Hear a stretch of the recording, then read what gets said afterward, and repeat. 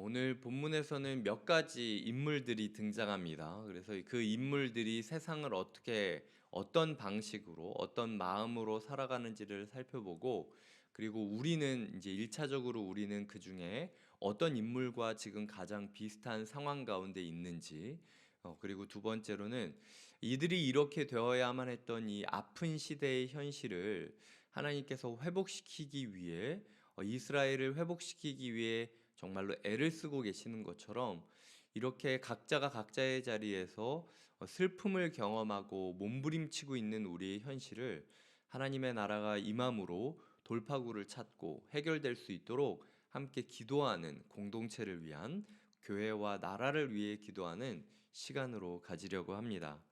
먼저 우리가 가장 많이 등장하는 사울을 보도록 하겠습니다. 사울이라는 사람은 이 중에서 오늘 본문에서 가장 힘이 강한 사람으로 등장합니다. 그런데 어쩌면 가장 힘이 없는 것처럼 활동하고 있는 중입니다. 사울은 하나님께서 보는 자로서 들어야만 된다라고 이야기를 하고 계셨는데, 그럼에도 여전히 내가 눈에 보이기 좋은 것, 나를 좋게 봐주는 사람들, 그리고 내가 좋게 보이는 대로 상황이 가야 된다라고 생각하며 눈으로 살아가던 사람이었습니다. 그런데 보면은 28절에서 여호와께서 다윗과 함께 계심을 사울이 보고 알았다라고 합니다.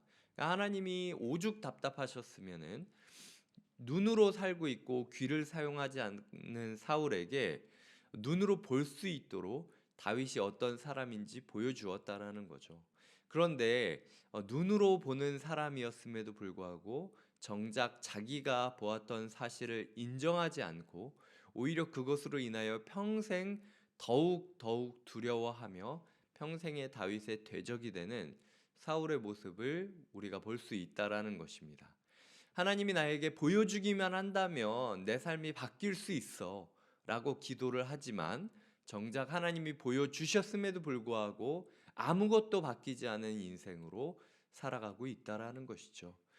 그렇다면 우리가 사울처럼 살고 있지 않는지, 아니면 사울의 길을 따르고 있는지 몇 가지 제가 항목들을 드릴 테니까 자기 점검표로 삼으시기를 바랍니다. 먼저 사울은 약속을 지키지 않는 사람이었습니다. 17장 25절을 함께 볼까요? 17장 25절입니다. 17장 25절을 함께 읽어보겠습니다. 시작. 이스라엘 사람들이 이르되 너희가 이 올라온 사람을 보았느냐? 참으로 이스라엘을 모욕하러 왔도다.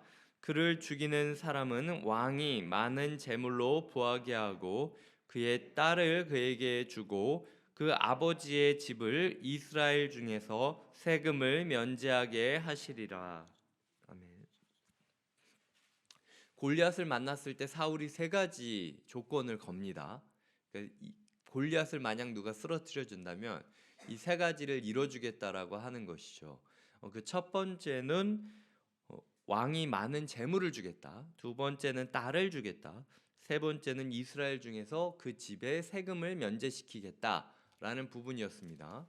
다시 오늘 본문으로 돌아오면은 그 약속이 지켰다라는 이야기가 하나도 기록되어 있지 않고 있어요. 만약 사울이 약속을 지켰다면 다윗이 지참금 이야기를 하면서 구차하게 나는 가난해서 못한다라는 이야기 안 했을 겁니다. 왜냐면은 자기가 그렇게 이야기하면 사울이 야 내가 많은 재물로 너를 부하게 하지 않았냐, 그걸 쓰면 되지 않냐 라고 이야기할 수 있기 때문이죠. 그런데 사울은 지금 그 약속을 지키지 않고 있는 거죠. 다윗이 왜 자기 집이 지금 비천하다라고 이야기를 하고 있습니까? 사실 다윗이 그 지방에서 지방 유지였어요. 그러니까 장로격이나 마찬가지인 사람이었습니다. 그럼에도 불구하고 사울 앞에서 굳이 가문 이야기를 꺼내는 것은 네가 우리 가문에 그 세금을 안 받겠다라고 약속을 했는데 지키지 않고 있다라는 것을 돌려서 지금 이야기를 하고 있는 거예요. 그리고 딸을 지금 주내 만에 조건 따질 때입니까? 딸을 주겠다고 했어요. 근데 아무것도 지키지 않고 있는 겁니다. 우리가 사울처럼 살아가고 있는가라고 생각했을 때 봐야 될 첫 번째 점검표는 내가 하나님과 사람들 앞에 공약만 남발하고 지키지 않고 살아가고 있는 사람인가 라는 것을 점검해 보면은 우리가 어느 길로 가고 있는지 알고 있다라는 것이죠. 하나님께 기도할 때 수없이 기도하셨을 겁니다. 정말 주님 처음 만났을 때부터 지금까지 우리가 기도할 때 내세운 공약만 제대로 지켰으면 이미 주님 이 땅에 오셨을 겁니다. 제 생각에는. 저도 그래요. 그럼에도 불구하고 우리 가운데 지켜지지 않은 약속이 있다라는 것. 만약 사울이 여기서라도 본인이 하는 말을 통해서 다윗 이야기를 들어보니까 내가 진짜 약속을 지키지 않았구나 라고 생각을 했다면은 사울은 다른 인생을 살아갈 수도 있었을 것입니다. 하지만 사울은 그 약속을 지키지 않죠. 오히려 정말로 돌려서 지금 이 상황이 얼마나 모순된 상황인지 말하는 다윗의 온유함 앞에서 사울은 내가 그러니까 돈을 줄게 라고 해결을 하는 것이 아니라 돈 주기에는 내가 정말 아깝고, 왜냐하면 내가 너에게 이만큼 주더라도 네가 지참금으로 요만큼만 줄 수도 있으니까 돈 말고, 돈은 내가 안 줄 테니까 블레셋한테 가서 블레셋 사람들을 100명 죽이고 그 사람들의 성기를 잘라서 나에게 가져오면 된다 라는 식으로 이야기를 한다라는 거죠. 그 자신의 탐욕과 그 자신의 어떻게 보면은 그 사람을 죽이고자 싶다는 살인 본능이 그 타락한 본능을 드러내게 되는 삶으로 점점 그의 삶을 이끌게 된다라는 것입니다. 두 번째, 우리가 사울처럼 살고 있지 않느냐라고 생각을 할 때는 우리가 자꾸 인생에 조건을 걸고 있다라고 하면 사울처럼 살아가고 있는 것입니다.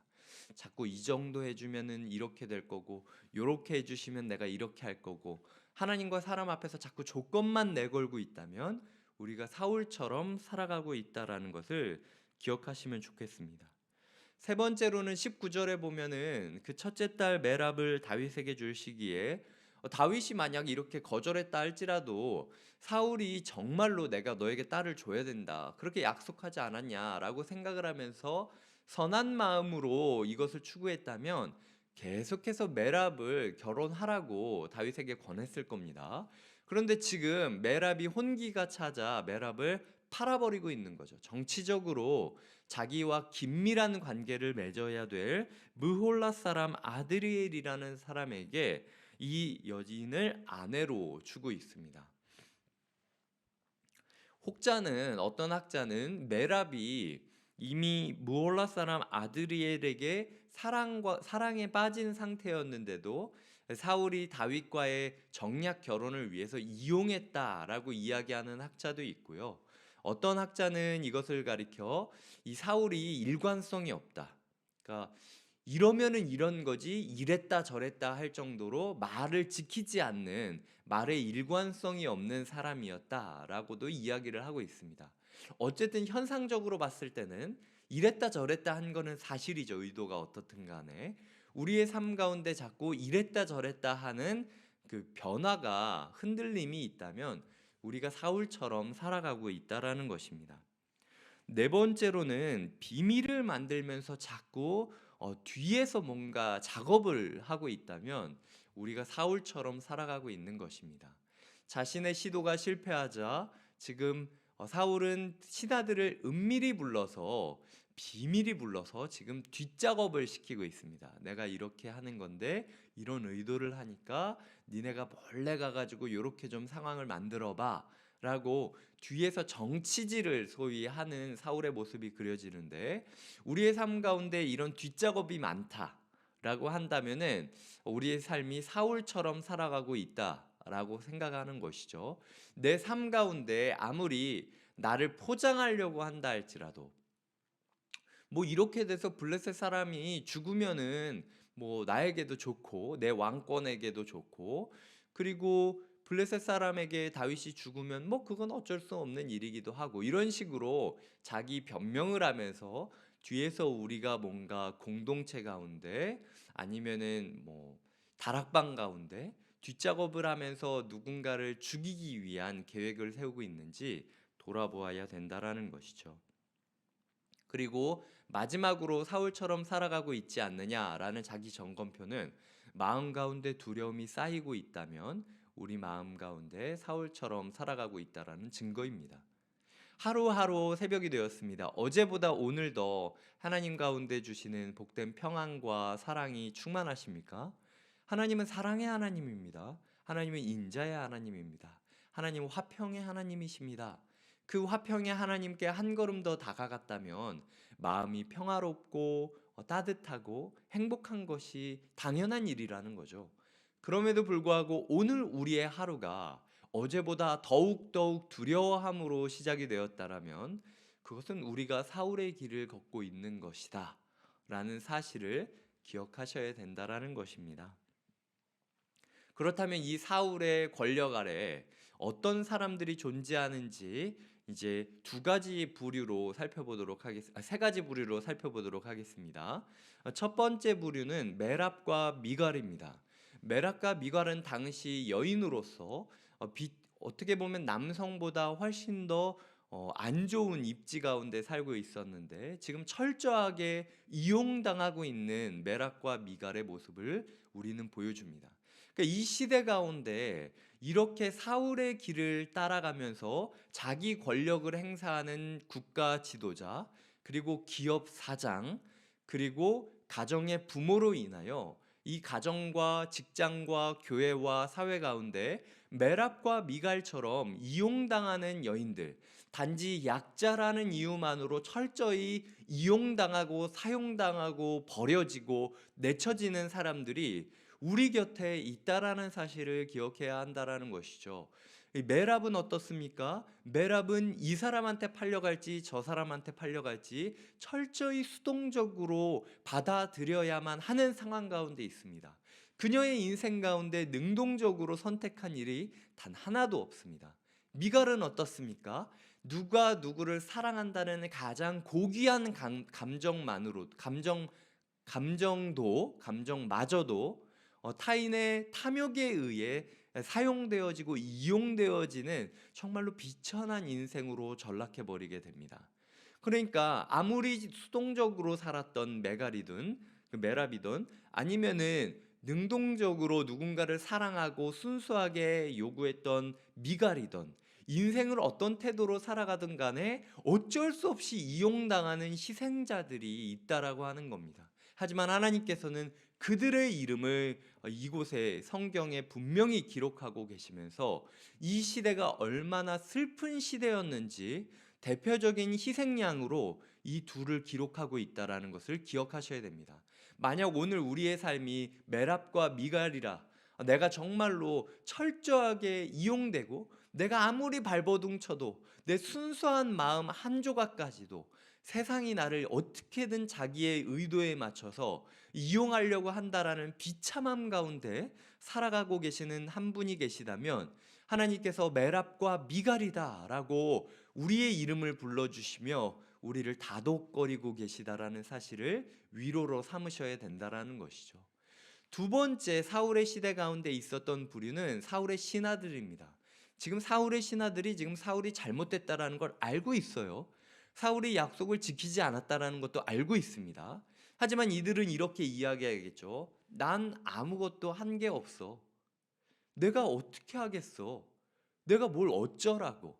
왕이 그러는데 그럴 거면은 왕을 잘 뽑았어야지. 내가 왕을 뽑았나? 아니잖아. 그냥 나는 신하로서 오늘 하루 그냥 적당히 잘못됐다라는 걸 알면서도 적당히 그냥 평안하게 이 조직이 굴러가게 그냥 나의 할 일을 한 거야. 개인적인 감정은 없어.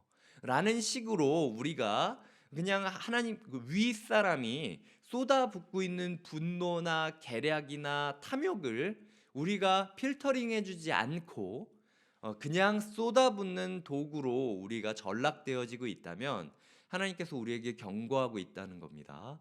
너 그거 정말로 비굴한 거고 너 그거 그렇게 변명해봤자 나는 네가 사울의 편이었다라는 걸 기억하고 있다. 사울의 신하들과 비밀이 이야기한 그 비밀을 하나님께서 공개적으로 끄집어 이야기하셨듯이 너의 삶에 비밀은 없고 변명할 필요 없다. 넌 사울의 편이다. 라고 하나님께서 경고하고 있음을 우리에게 주시는 경고로 느껴야 된다. 사울의 신하처럼 살고 계시는 분들이 있다면 우리가 그 교훈을 마음에 받아야 된다라는 거죠. 사울의 시대 가운데 세 번째로 다윗이 있습니다. 다윗은 묵묵히 그저 자기가 해야 할 길을 행하고 있습니다. 다윗은 온유하고 겸손합니다. 그리고 인내합니다. 다윗의 삶을 보았을 때 약속을 지키지 않는 사울을 향하여 다윗이 역정을 낼 수도 있어요. 야, 내가 너에게 어떻게 했는데?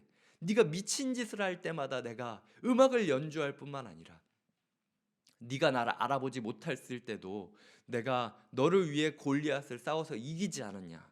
근데 너 나를 얼마나 우습게 보면은 사람들 앞에서 했던 사람들 앞에서 했던 약속, 온 이스라엘이 그걸 지키나 안 지키나 바라보고 있는데 너 나한테 그거 지키지 않더라. 그리고 계속 싸워서 이기라는 이야기만 하더라. 너 내가 그렇게 우습게 보이니? 이리 가서 싸우라 그러면 이리 가고 저리 가서 싸우라 그러면 저리 가니까 내가 진짜 호구 같구나 라고 이야기를 하면서 저라면은 사울한테 들이받았을 것 같아요. 근데 다윗은 정말로 제가 느끼기에도 야, 이렇게까지 이 상황에서 겸손하고 온유할 수 있나라고 생각할 정도로 그냥 자기에게 주어진 상황에서 자기의 윗사람에게 자기에게 주어진 지도력 앞에 권위 앞에 철저하게 순종하면서 자기의 의견을 조목조목 말하는 모습을 보여주고 있다라는 거죠. 잘못된 것을 잘못됐다라고 이야기를 하고 거부하지만 자기의 개인 감정을 섞고 있지는 않은 모습을 보여주고 있다라는 것입니다.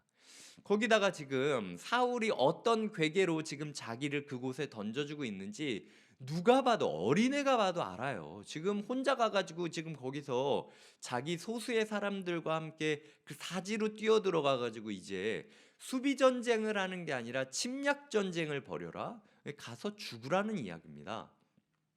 그럼에도 불구하고 다윗은 어차피 우리가 당면한 과제가 블레셋과 싸워서 이기느냐 아니느냐의 그 침략 전쟁이라면 그거 그냥 어떤 이유건 간에 백성들을 구하기 위해서 그냥 뭐 내가 가서 블레셋이랑 싸우다가 죽으면 죽는 대로 살면 사는 대로 다 좋지 않나 라는 생각을 가지면서 여기서도 누가 보기에도 철저하게 바보 같은 짓인데도 불구하고 뭐 그것도 그냥 내가 싸워야 될 일이니까라고 담담히 그냥 뛰어들고 있는 겁니다. 사지로. 그리고 그 사지로 뛰어드는 바보 같은 다윗을 보면서 으이구 이 바보 천치. 그래도 내가 바보 같은 당신 때문에 당신이 좋아서 내가 여기까지 왔습니다라고 하면서 지금 다윗과 함께하는 사람들이 생기는 모습들을 보여주고 있다라는 것이죠.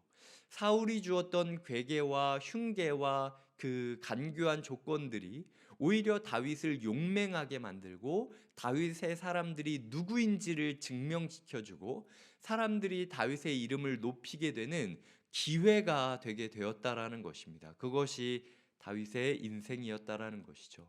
정말로 불의한 시대, 이 불의한 시대, 정말로 포장하는 말로 자기의 탐욕과 두려움과 살인 본능을 감추고 있는 이 소위 말해서 조직의 정치질 사이에서도 꿋꿋이 자기의 가야 할 길을 가는 다윗의 모습, 그리고 그 다윗을 보며 함께하기 시작하는 동역자들이 드러나게 되는 상황을 우리는 보여주고 있다라는 것입니다. 말씀을 맺겠습니다. 이 시대 가운데 사울이 있고 그리고 메랍과 미갈 같은 희생자가 있고 사울의 신하들 같은 방관자와 조력자가 있고 다윗처럼 묵묵히 하나님 나라의 사명, 자기의 사명을 이루기 위해 오늘도 뚜벅뚜벅 걸어가고 있는 사람들이 있습니다. 우리는 어떤 인생으로 살아가고 있습니까? 그리고 어떤 인생으로 하루를 살아가고 싶으십니까? 하나님께서 우리를 회복시켜 주시고 사울처럼 살았다면 우리를 꺾어 주시고 그리고 사울의 신하들처럼 살았다면 우리를 폭로시켜 주셔서 부끄럽게 만들어 주시고 그리고 메랍과 미갈처럼 살아가고 계셨다면 우리를 오늘 다독이고 위로해 주시며 다윗처럼 살아가고 있다라고 한다면 함께하는 이들을 눈에 보여주시는 하루가 되시기를 마음 다하여 소망하고 응원하고 축복합니다.